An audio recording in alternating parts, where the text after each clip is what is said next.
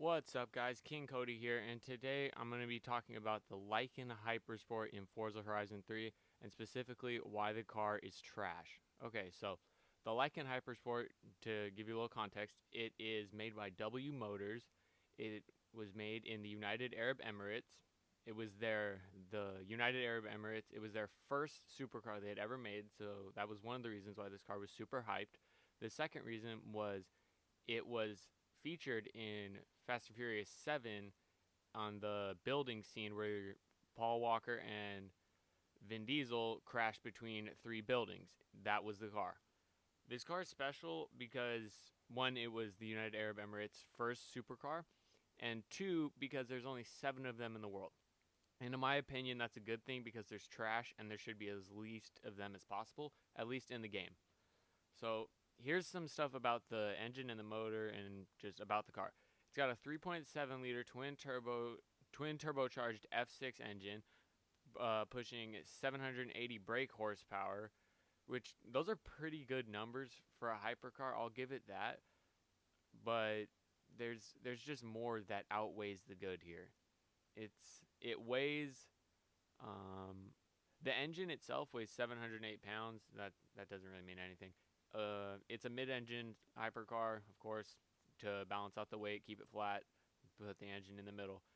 This is terrible. It weighs 3,042 pounds. That is horrible for a supercar. Most supercars can keep their weight under 2,500. This car is 3,000 pounds. That is way too heavy for most supercars, but that's what it is. It has a 6-speed transmission, which that's pretty good. A lot of supercars, at least old supercars, had 5 speeds, sometimes 6, but 6 were usually rare. And one of the last features that is another awful spec, or whatever you want to call it, it's rear-wheel drive. Now, for most sports cars, supercars, hypercars, whatever you want to call them, rear-wheel drive is not good. It's good for drift cars, it's good for drag racing cars, but this was made for a track. And when you're going around the track, imagine going around a corner and your car leans a little bit and the front wheels come up a little bit. Now you only have maybe one, maybe 2 wheels that are still being pushed forward. If you have all-wheel drive, now maybe 3 wheels will be pushing.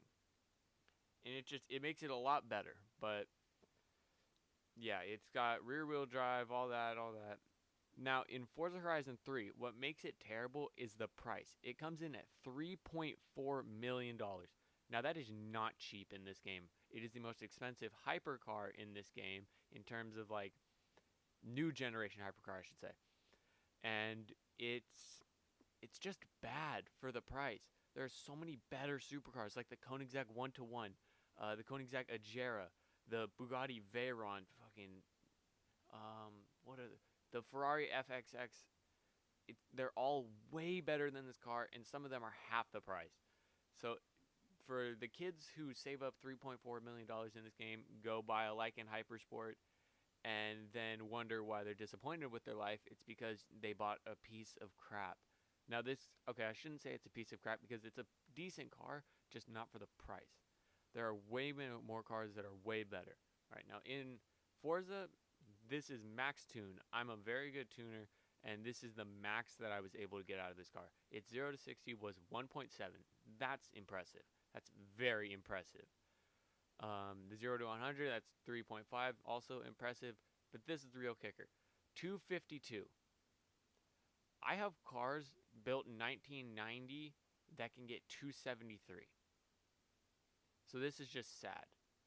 And it's just not that great around the track. It's not a great car for the price. And for all these reasons and more that you can discover if you buy the car yourself for $3.4 million useless dollars, this car is trash. So thank you guys for listening or watching. And please like, subscribe, tell me what I could do better. And yeah, peace.